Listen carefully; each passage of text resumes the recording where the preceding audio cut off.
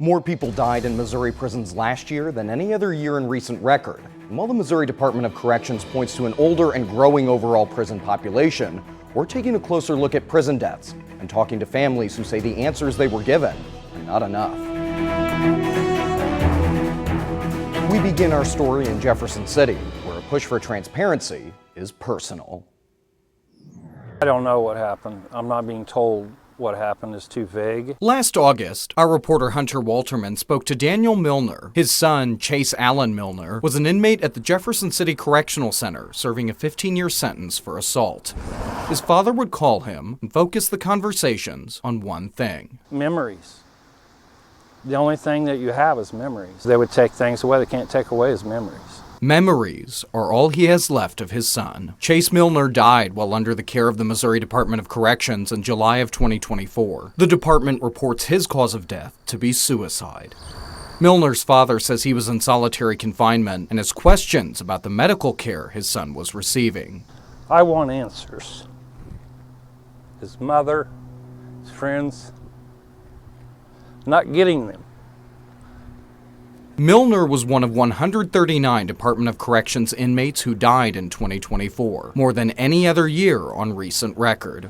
Through the Missouri Sunshine Law, I obtained records of every single inmate who died in Missouri DOC facilities from 2022 to 2024. Now, the DOC points out that while the number of people who died increased, so did the amount of people who were in jail, and so did their age. And the death rate really wasn't that high, and it also did not increase significantly year over end. But I still wanted to know why the people who did die are dying. In 2022, the year that we have where the records are most complete, over a third of the inmates who died in DOC facilities died from unnatural causes. And while there weren't that many who died that way in 2023 or 2024, those data sets aren't as complete, as a lot more people in those years still don't have a cause of death determined yet. Through the federal court system, we found at least 5 open wrongful death lawsuits against the Missouri Department of Corrections. In state court, there is an ongoing wrongful death lawsuit regarding the 2021 death of former inmate Jahi Hines, which directly names DOC Director Trevor Foley as a defendant. A judge awarded more than $60,000 to Hines' mother in this case, after determining the DOC violated the Sunshine Law by denying access to records related to his death.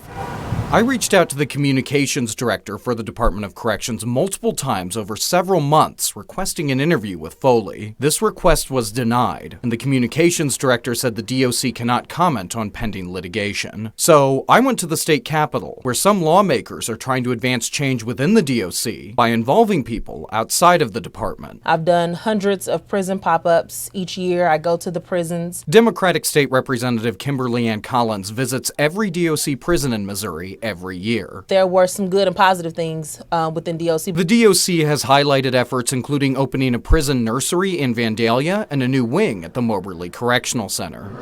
But there's still some things that need to be cleaned up. This year, Representative Collins is advocating for legislation to establish an independent review panel for Missouri prisons. I think that families have a lot of questions. Families have questions that go unanswered. I believe that the individuals that are incarcerated have filed a lot of grievances and a lot of IRR forms that go unheard and unnoticed. And I think that having a fresh pair of eyes on the facilities is not always a bad thing. Oversight is needed. It's very much overdue. Collins brought up the death of Othel Moore, who was killed at the Jefferson City Correctional Center after being restrained and pepper sprayed in December of 2023. 4 former corrections officers have been charged with second-degree murder in this case, all of whom have pleaded not guilty. Concerns over why inmates are dying persist into this year. I was extremely confused and hurt and angry all at the same time. This January, Amanda Harris says her brother, Brandon Church, was on suicide watch in the Jefferson City Correctional Center. She says she received an unimaginable call from an inmate that her brother tried to kill himself and was in the hospital. Harris was her brother's emergency contact in DOC records, but when she called the jail, she says corrections officers said he was still at the prison. It was completely crazy, and I thought that something definitely was not right at that point. Still not knowing for sure where he was, witnesses. Harris says she and her husband drove nearly 10 hours from Mississippi to find her brother at the Capital Regional Medical Center on Friday, January 17th. She says Church's father and herself were only allowed a brief time with him before police forced them to leave the hospital. The following Tuesday, January 21st, Brandon Church was dead. It was very hard. We didn't even know what day he died for a while after. We didn't know any information. Lynn Ellenberger is Harris's attorney. The Missouri Department of Corrections has a duty to protect and keep safe those inmates who are in its custody.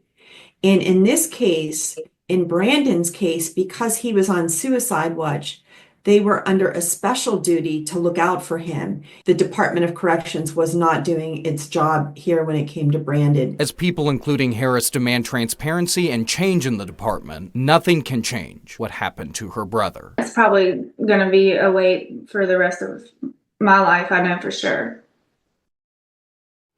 The bill to establish an independent prison review panel is still in a House committee, with the end of this year's legislative session looming. Representative Collins says she remains optimistic the bill will pass and added she will file similar legislation next year if it doesn't. You can find a link to it on KOMU.com.